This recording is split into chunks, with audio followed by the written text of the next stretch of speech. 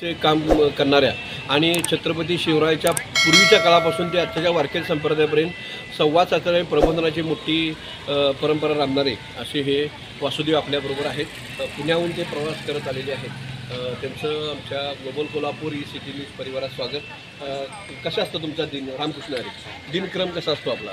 पहाटे उठायचं, 5च्या दरम्यान उठायचं आणि गावात जायचं, गावोगाव जायचं, अभंग वगैरे म्हणायचे, लोकांना आशीर्वाद वगैरे द्यायचा. ही आपली परंपरा आहे. छत्रपती शिवाजी महाराजांच्या काळापासून आपली परंपरा आहे. आता हे पहिल्यासारखं राहिलं नाही आणि पहिल्यासारखं लोकांचा प्रतिसाद मिळत नाही. आज जरी मोबाईल आणि एवढं हॉस्ट असलं तरी शिवरायांच्या काळापासून तुम्ही संवादशास्त्राची फार मोठी भूमिका निभावलेली आहे. तर बॅक स्टेज असं प्रचंड मोठं आपलं काम स्वराज्याच्या उभारणीपासून आलेलं आहे आणि ती परंपरा तुम्ही आत्तापर्यंत चालवत आहात. तर हा बदल जो आहे आणि आजच्या काळातसुद्धा तुमचं महत्त्व कसं काय आहे?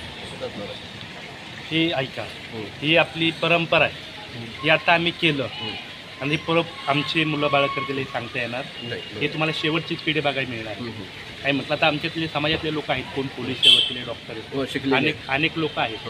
काय म्हटलं पण हे आम्ही आहे, तर ही आमची शेवटची पिढी. तिथून पुढं तुम्हाला बघायला मिळणार. शिक्षित पिढी आहे ठीक आहे, पण कोल्हापुरात जसे आता परंपरागत तुळजाभवानीपासून ते शिवाजी आपल्या महाराष्ट्रामध्ये परंपरागत पुजारी असतात, जरी ते मोठ्या मोठ्या पोस्ट असले तरी ते सेवा म्हणून येत असतात. तर तसा नाळ तुमच्या आता पिढीची आहे का? म्हणजे कोण वकील असेल वासुदेव किंवा पोलीस असेल, प्रशासकीय अधिकारी, तरी तो महिन्यातून काही काळ किंवा वर्षातून एक महिनाभर तरी काही सेवा करतो का? करतो. ही आपला धर्म आहे म्हणून करतो. हा महत्त्वाचा मुद्दा आहे. आता मोठे क्लासरूम ऑफिसर असले तरीसुद्धा ते ही सेवा बजावत आहेत. मी सन्माननीय वासुदेवांना एक पद वाजवून किंवा आपली पारंपरिक वाद्य वाजवून याचा समारोप करण्याची विनंती करतो. रामकृष्ण हरी.